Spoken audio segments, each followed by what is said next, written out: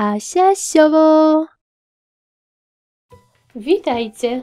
Dziś pokażę Wam, jak zrobić wianek z gałązek i sztucznych kwiatów. Szczegółową listę wszystkich potrzebnych przedmiotów znajdziecie w opisie tego filmu. Łączę kilka gałązek, przewiązując je sznurkiem.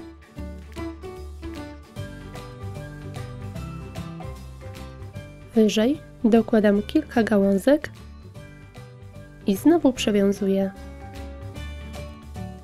Ponownie dodaję gałązki i przewiązuję sznurkiem. W taki sposób dokładam kolejne gałązki. Łączę końce, tworząc kształt wianka.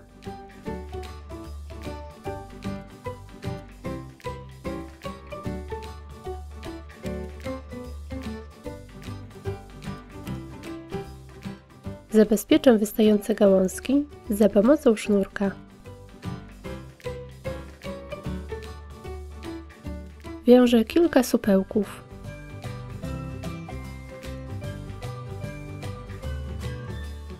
Z pozostałej części sznurka robię zawieszkę.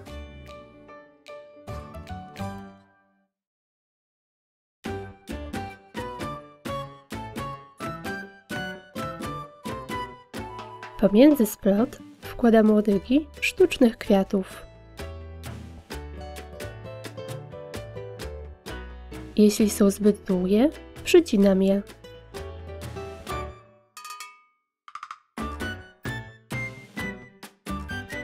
W taki sposób układam kompozycję z kwiatów, zostawiając nieco miejsca na środku.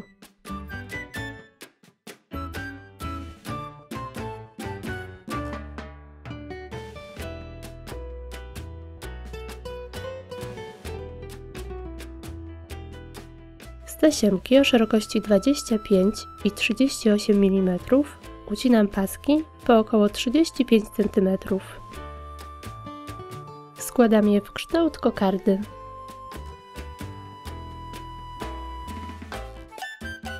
Przewiązuję tasiemką.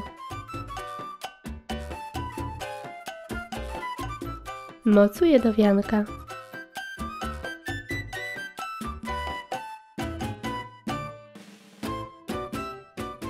I gotowe! Taki wianek będzie piękną, wiosenną dekoracją na drzwi. Do jego zrobienia możecie oczywiście użyć innych, sztucznych kwiatów. Jeśli filmik Wam się spodobał, zostawcie łapkę w górę. Pozdrawiam! Pa, pa!